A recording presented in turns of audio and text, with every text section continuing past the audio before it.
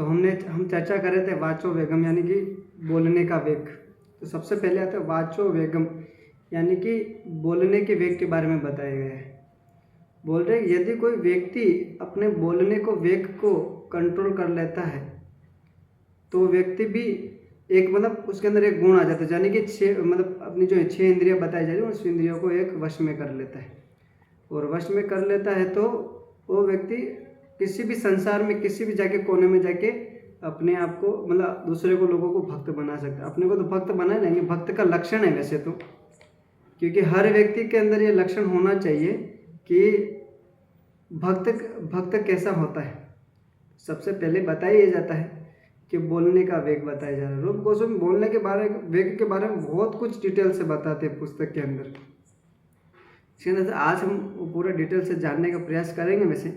और आगे बताया जा रहा है कि बोलने का मतलब प्रभुपाद जी कहते हैं कि इस संसार में किसी भी व्यक्ति को मौका दिया जाए, मौका मतलब कुछ भी बोलने का मौका दिया जाए तो व्यक्ति इतना बोलने लगेगा व्यक्ति का कान पक जाएगा, है ना।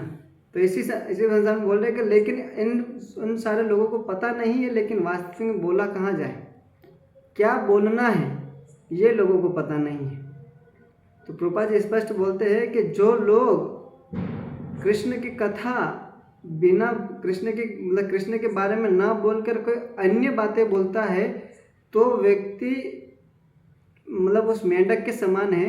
जैसे कि यहाँ बताया जा रहा है कि मेंढक होता है पानी के किनारे बैठे हुए टर टर की आवाज़ करता है, तो टर टर की आवाज़ निकलता है तो वो किसको आमंत्रण कर रहा है, सांप को बुला रहा है। तो यह बोल रहा है कि और जैसे टर टर की आवाज़ वो बंद करता ही नहीं है मेंढक, और वो फिर अचानक से पीछे से सर्प आता है उसको खा लेता है। तो यहाँ पे यही बोल रहे हैं कि जो व्यक्ति कृष्ण कथा ना बोल के ग्राम्य कथा करने लगता है, तो ग्राम्य कथा करने लगता है तो वो व्यक्ति को जो काल है मृत्यु है जो उसको व्यक्ति को निगल जाएगा। इसीलिए बोलने के बारे में बहुत कुछ बताया हुआ कि बोलना व्यक्ति को कहाँ पे क्या बोलना चाहिए इसको पता होना चाहिए, है ना। और हर समय तो कोई बता नहीं पाएगा कि आपको ये बोलना है, लेकिन आपको ये समझना होगा, अपनी बुद्धि से काम लेना होगा कि हमें क्या बोलना है ना। तो सिंपल सा है, कृष्ण कथा के बारे में, कृष्ण कथा ही बोलना, इसके बारे में हमें कुछ बोलना। हाँ, कुछ कृष्ण मतलब ऐसा मैं ये नहीं कह रहा हूँ कि आपको कोई काम होगा तो उस समय भी मतलब काम नहीं, मतलब दोस्तों के साथ बैठे हैं तो उस समय बातें कर रहे हैं तो वो उस समय भी आपको वहाँ पे ध्यान रखना है कि वहाँ पे आपको ग्राम्य कथा नहीं बोलना, भालो ना सुनी भी भालो ना खाई भी। तो यहाँ पे स्पष्ट बताया जा रहा है कि बंगाली में बोलते हैं कि ना तो हमें कुछ मतलब बुरा सुनना है, मतलब जो कृष्ण के बारे में ना हो उसको सुनना ही नहीं है, जो कृष्ण के बारे में वही सुनना है।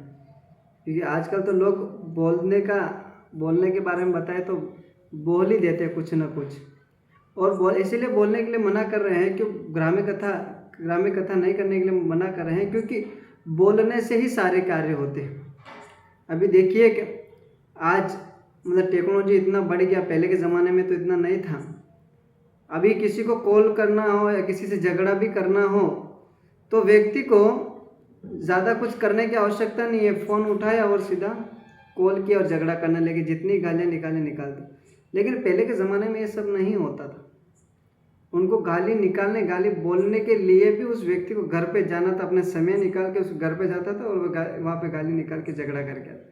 लेकिन आजकल तो बहुत एडवांस हो गए, है ना। एडवांस होने के कारण ये सब अभी मोबाइल पे सब कार्य होने लगे, ऑनलाइन का ज़माना आ गया। तो यहाँ पे यही बताया जा रहा है कि मतलब इतना हो चुका है, समय हो गया है व्यक्ति को, इतना टेक्नोलॉजी आगे बढ़ गया, उसको तो हम इसे अच्छे से यूज़ करना चाहिए। उदाहरण के लिए देख ही सकते हैं, अभी आप कहाँ हैं, आप सब लोग अलग अलग हैं, कोई सूरत में है, कोई वडोदरा में, कोई राजस्थान में है, तो सभी के सभी लोग हैं और सभी लोग अलग अलग है, लेकिन इस टेक्नोलॉजी को हम यूज़ कर रहे हैं किसकी सेवा में, भगवान की सेवा में। तो इस टेक्नोलॉजी को यूज़ करने के लिए एक अच्छा मौका है। तो वाचो का मतलब होता है बोलने का सही तरीका हमें पता होना चाहिए कि कहाँ पे हमें क्या बोलना है। उसके बाद आता वाचो जो जीवा है, जीवा ऐसा है कि घर परिवार में ये बोलने में भी व्यक्ति को अच्छे व्यक्ति को झगड़ा करवा देता है है ना। यही जीवा किसी व्यक्ति को हृदय में ठोस पहुंचाने के लिए यही जीवा काफ़ी है, बोलने का भी। यही जीवा किसी का मर्डर भी करवा देती है, यही जीवा किसी का भी चापलूसी करवा सकती है इसी जीवा से। और इसी जीवा से वैसे कृष्ण की सेवा में भी लगा सकते हैं, जैसे कि अमरीश महाराज ने लगा दिया था, हर एक अंग भगवान की सेवा में लगा दिया। तो बोले पाँव भगवान के मंदिर जाने के लिए लगा दिया था, हाथ भगवान की पूजा करने के लिए, भगवान का भोग बनाने के लिए लगा दिया था, आंखें भगवान के दर्शन करने के लिए लगा दिया था, नाक भगवान को सूंघ, भगवान के जो चरणों में जो फूल अर्पित किया जाते हैं वहाँ पे उनके लिए लगा दिया गया था। और बता रहे हैं कि कान वहाँ पे भगवान की सेवा में लगा दिया था, भगवान कृष्ण की कथा के अलावा और दूसरों की कथा सुनना नहीं है बस। और क्या बता रहे हैं कि बस जो बोलना है वो भी कृष्ण कथा ही बोलना है, देखना सुनना, यानी कि हर एक शरीर के अंग को बस भगवान की सेवा में लगा दिया है। तो हमें भी ऐसा ही करना, भगवान की सेवा में ही लगाना है। और वो आगे बताया जा रहा है कि जीवा जो है अच्छे को झगड़ा भी करवा देती है। आप सभी लोगों ने देखा होगा कि व्यक्ति अगर किसी, यही जीवा है जो अच्छे लोगों को मित्र भी बना देती है और जो अच्छे हैं उनको वो अपना शत्रु भी बना देती है। तो बोलने के वेग में बहुत ज़्यादा ध्यान रखना चाहिए। उसके बाद आता वाचो वेगम के बाद आता मन के बारे में बात है। आजकल व्यक्ति का मन जो है व्यक्ति का पवित्र नहीं है, शुद्ध नहीं है। शुद्ध नहीं होने के कारण व्यक्ति क्या करेगा, इधर जो मन करेगा वही कार्य करने लगेगा, है ना। जैसे कि अभी आजकल के बहुत फेमस ये डायलॉग हो चुका है, मेरा मन करेगा मैं वही करूँगा, इसके अलावा मैं दूसरा कुछ नहीं करूँगा। आप मुझे बोलने वाले कौन होते हैं? अरे मन बोल रहे आपको, इसीलिए तो भगवद गीता में भगवान ने तो यही तो कहा अर्जुन को कि हे अर्जुन आप अपने मन को वश में करो। लेकिन अर्जुन क्या बोलता है, प्रभु मैं अपने मन को वश में नहीं कर पाऊँगा। क्यों? क्योंकि मैं बोलता मैं एक बार वायु को वश में कर सकता हूँ लेकिन मन को नहीं कर पाऊँ, क्योंकि मेरा मन आज बड़ौदा में है तो कल सूरत चला जाए। एक सेकंड में कहीं पे कहाँ चला है। एक सेकंड में हम स्वर्ग में चले जाएंगे, एक सेकंड में हम नर्क में भी चले जाएंगे। मन हमारा ऐसा वहाँ पे ले जाता है, हमारा ज़बरदस्ती ले जाता है। इसीलिए भगवान अर्जुन को यही कह रहे हैं कि अपने मन को वश में करो।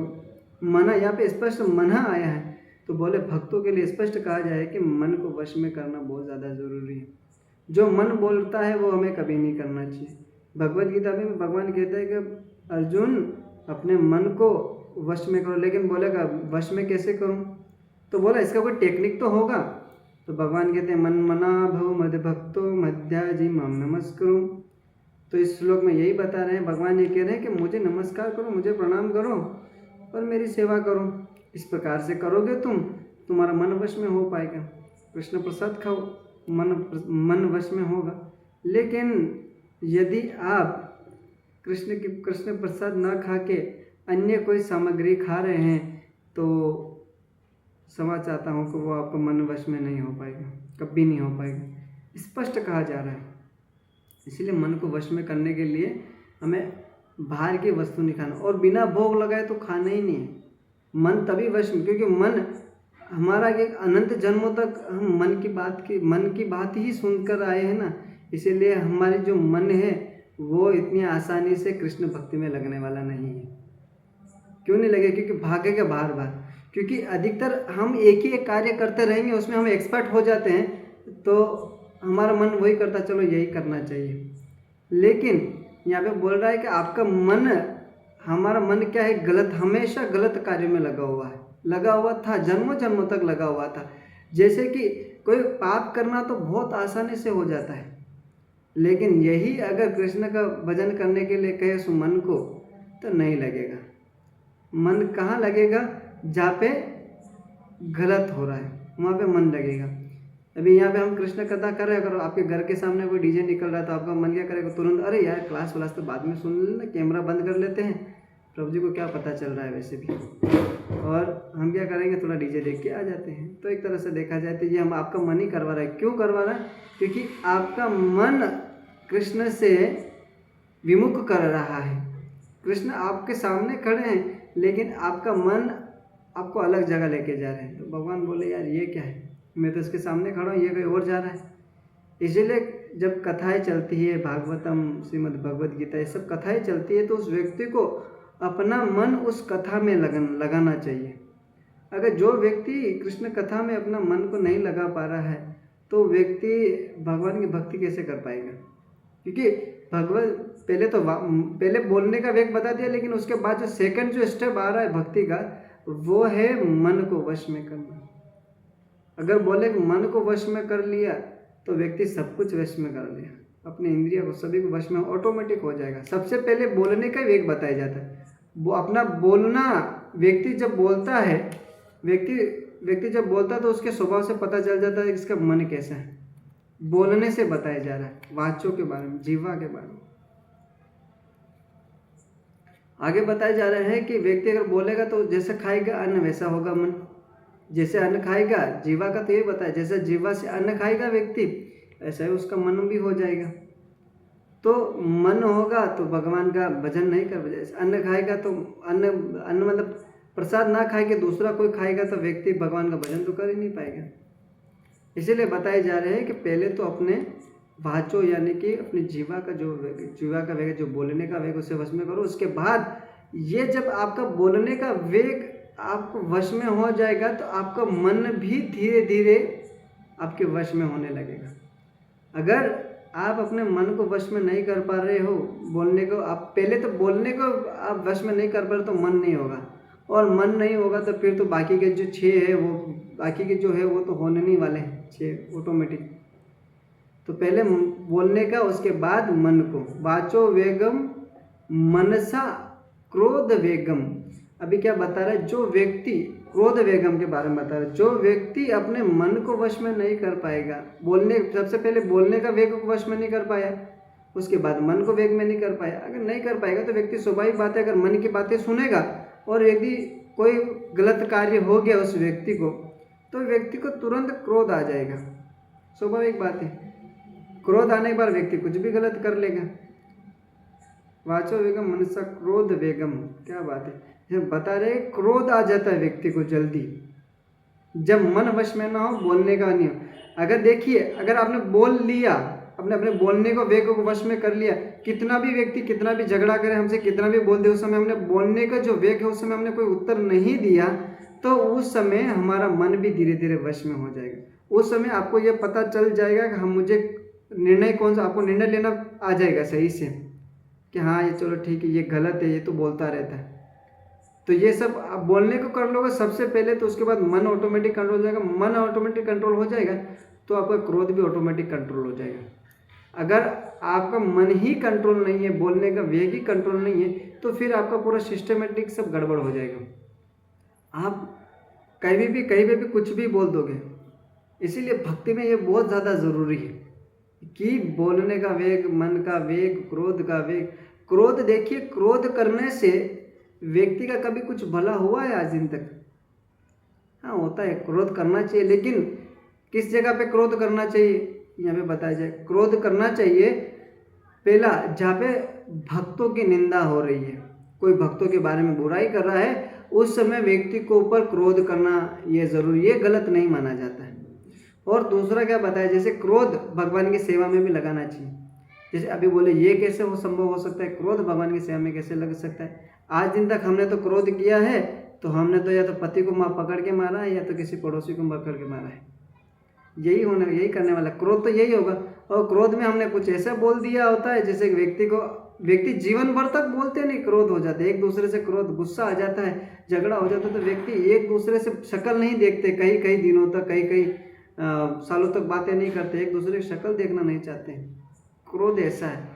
तो बोले क्रोध को भी भगवान की सेवा में लगाया जाता है। पहले तो बोलने को भी भगवान की सेवा में लगाया जाता है और मन को भी भगवान की सेवा में लगाया जा सकता है। अभी ये बता रहे क्रोध को भी भगवान की सेवा में लगाए जाते हैं। वो बोले वो कैसे? तो बोले वो कैसे, जैसे कि अभी तो मैंने आपको बता दिया, वैष्णव की निंदा करते हैं, वहाँ पे भी आपको क्रोध करना वो उचित माना जाता है, सही माना जाता है। और बोले उदाहरण के लिए जब हनुमान जी लंका में गए थे, तो रावण ने भी राम जी के प्रति बहुत बुरा बोला है ना, सीता का हरण कर लिया।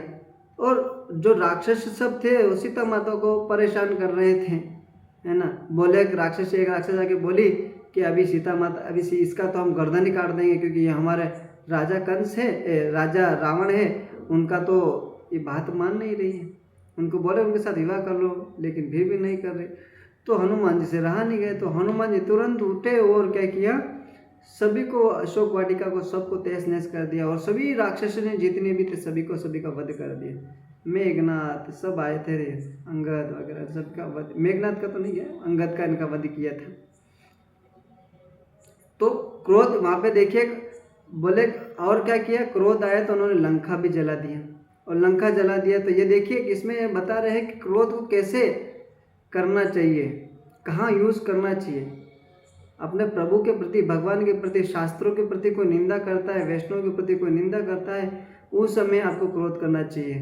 तो बोले ऐसे व्यक्ति को तो मार ही डाल देना चाहिए जो व्यक्ति शास्त्रों का, गुरु का जो निंदा करता है, उस व्यक्ति का तो या तो उसे मार देना चाहिए, या तो फिर वहाँ यहाँ से हो सके तो उस स्थान को छोड़ के हमें निकल जाना चाहिए। ये दो ही कार्य है जो करना चाहिए हमें।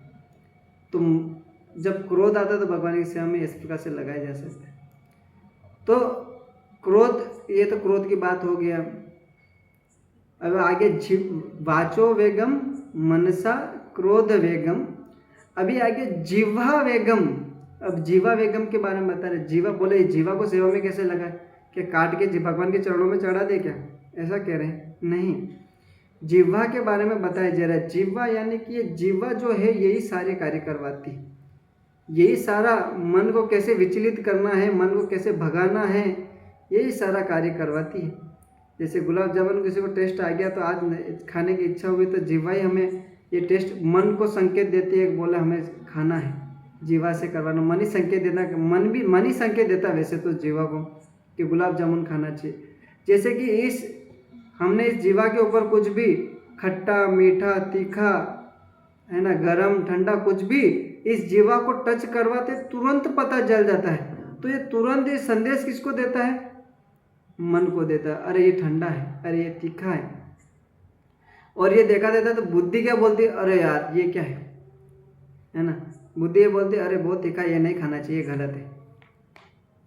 बुद्धि मना कर देती, इसीलिए व्यक्ति बुद्धि से सोचा। बाकी किसी को तो पता ही नहीं चलता तीखा क्या है, मीठा क्या है। कई लोग होते थे सब्जी रोटी बनाते इसमें नमक, ये सब किसी को पता ही नहीं चलता है। तो ये जीवा का टेस्ट है, ये सारे कार्य करवाती है। तो बोले जीवा को सबसे पहले खाना जो है सतोगुण होना चाहिए। व्यक्ति को सतोगुण होगा खाना, तभी ये जीवा को वश में कर पाएंगे। जिह्वा वेगम, जीवा के बारे में बताया। जीवा, इस जीवा को कैसे वश में कर सकते हैं, सिंपल सा अभी मैंने पहले भी बताया था। जीवा में होता है कि जीवा ये जो बोल रहे हैं जीवा से कार्य हो रहा है, और ये जीवा है ये मैं भगवान की सेवा में लगा रहा हूँ। अगर मैं यही जीवा अगर बाहर की बातें करूँ, अन्य सारी बातें करूँ, तो ये भगवान की सेवा में नहीं लग रहा है। चाहे मैं मंदिर में रह रहा हूँ और मंदिर में रह रहा हूँ और भगवान का गुणगान नहीं करो, यानी कि जीवा व्यर्थ कार्य में लग रहा हो, और बिना फालतू यही जीवा मेरा भगवान के जो भक्त हैं या अन्य कोई कार्य उसमें अपराध कर रहा है। बिना फालतू बैठे बैठे ही हम पाप ले रहे हैं इसी जीवा के माध्यम से, है ना। तो जीवा के बारे में बहुत कुछ बताया जाए। जीवा को वश में करने का सिंपल सा तरीका है कृष्ण प्रसाद।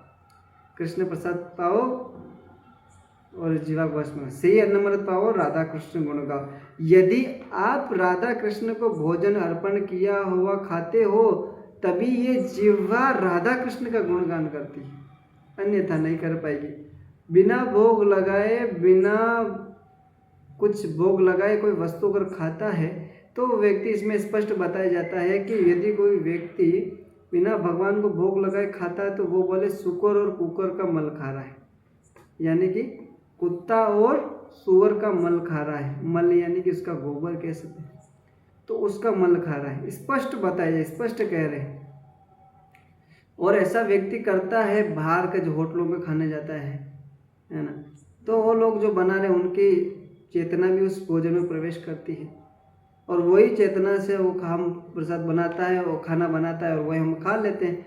तो उससे तो स्वाभाविक बात है हमारा मन भी वश में नहीं होगा और अपनी इंद्रियां कोई भी वश में नहीं होने वाली। इसीलिए भक्तों को ये स्पष्ट कहा जाता है कि व्यक्ति को कृष्ण ही का प्रसाद घर पे ही बना के खाना चाहिए, तो बोले अगर हम ट्रैवल कर रहे हैं, कहीं घूमने जा रहे हैं, तो उस समय हमें क्या करना चाहिए?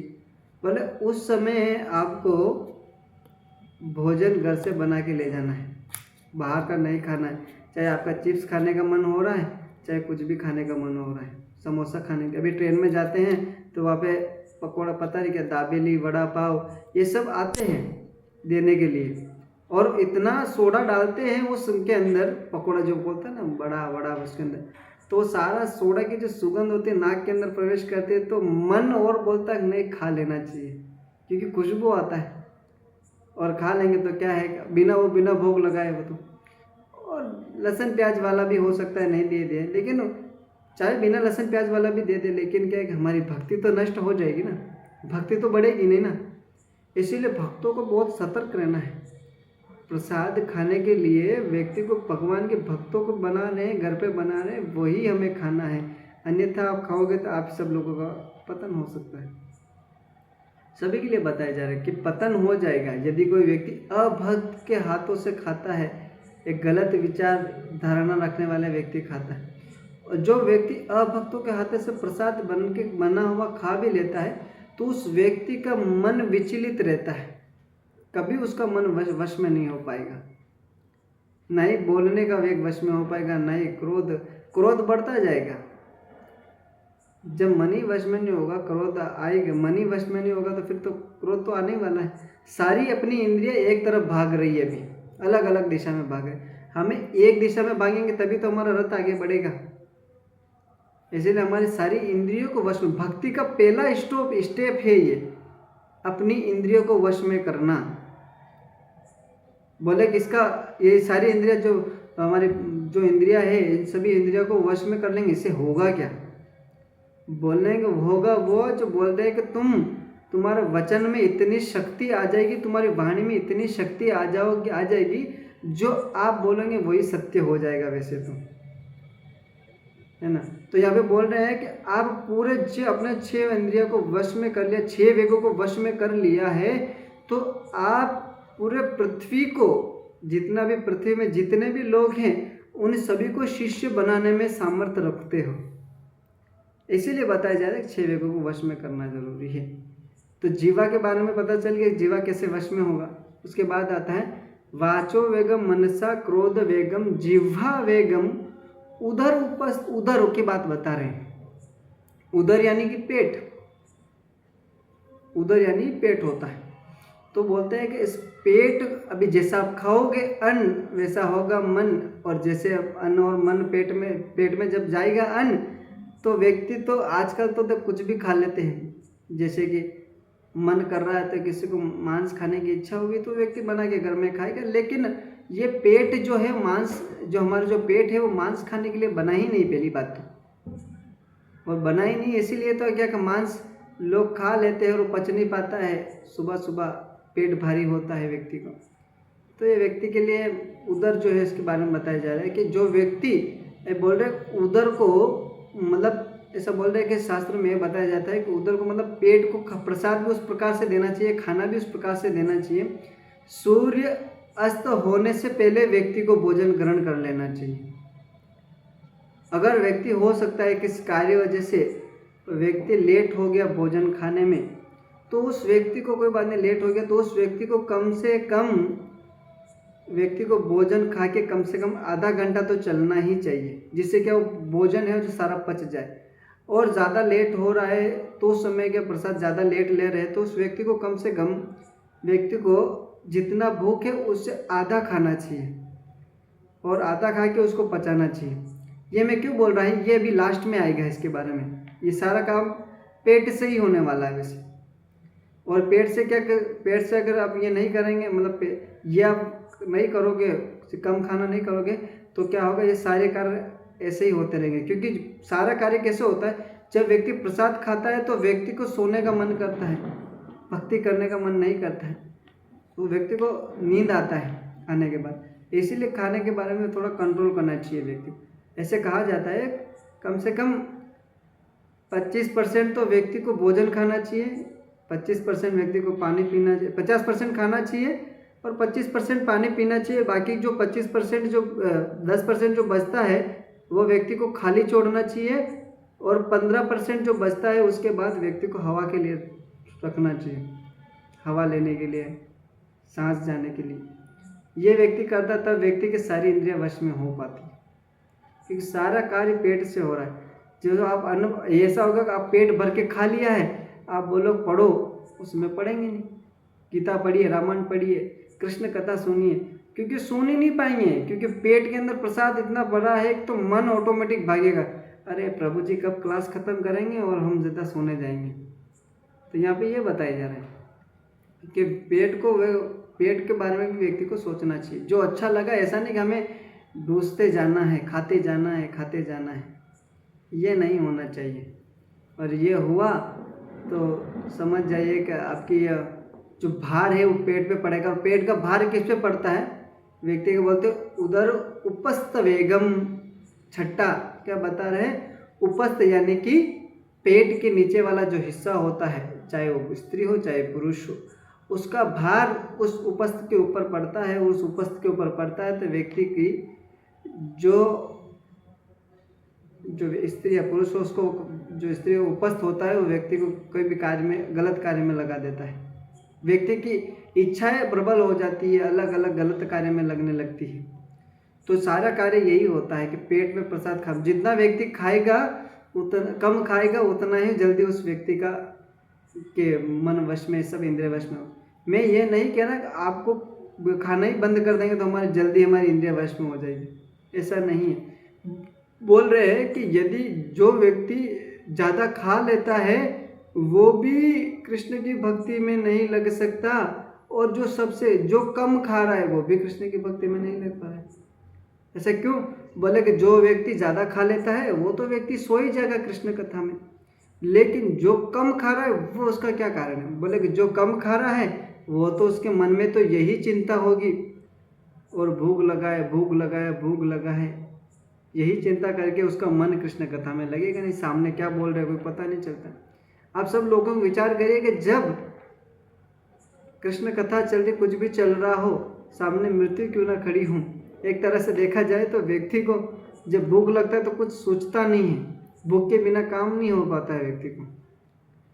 सही अन्न पाओ फिर सो जाओ, ये नहीं होना चाहिए। व्यक्ति को कम खाना, अपनी इंद्रियों को वश में करना बहुत ही ज़्यादा ज़रूरी है। इसीलिए बताया जा रहा है कि 6 वेगों को वश में करना चाहिए। अब सब लोगों को पता चल गया 6 वेग कौन कौन से हैं?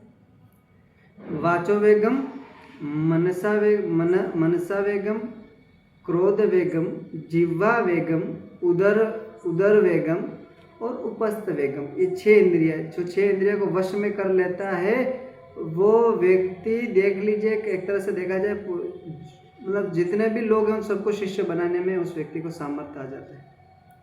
तो 6 वेगों को वश में करना बहुत ही ज़्यादा ज़रूरी है। ये एक उपदेशामृत का श्लोक है, जिसमें उपदेश मतलब समझिए, उपदेश भगवान चैतन्य महाप्रभु के अनुयायी जो है रूप गोस्वामी, उनको देखिए, उन्होंने यही उपदेश दिया है।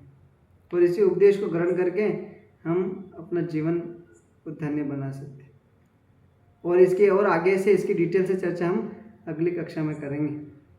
हरे कृष्णा। किसी कोई भक्त का प्रश्न है तो कह सकते हैं।